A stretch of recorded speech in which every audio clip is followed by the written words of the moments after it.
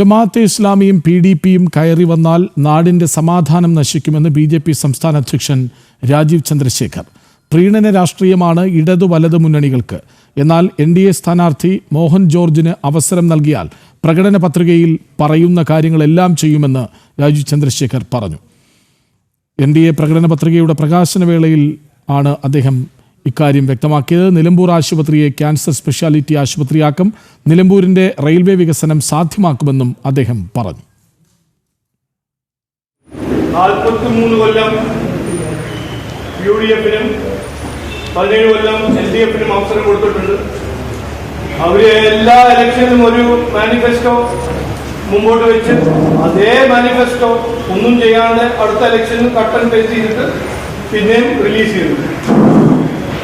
പക്ഷേ ഈ തെരഞ്ഞെടുപ്പ് ഒരു പ്രധാനപ്പെട്ട തെരഞ്ഞെടുപ്പാണ്. കാരണം ആദ്യമായിട്ടാണ് വികസിത നിലമ്പൂരിന്റെ ഒരു കാഴ്ചപ്പാടുന്ന ഒരു രൂപരേഖ ചെയ്യാൻ പോകുന്ന ഒരു പാർട്ടി മുമ്പോട്ട് വയ്ക്കുന്നത്. അതാണ് BJP NDA, അതാണ് അഡ്വക്കേറ്റ് മോഹൻ ജോർജിന്റെ കാഴ്ചപ്പാട് ഞങ്ങൾ മുമ്പോട്ട് വയ്ക്കുന്നത്.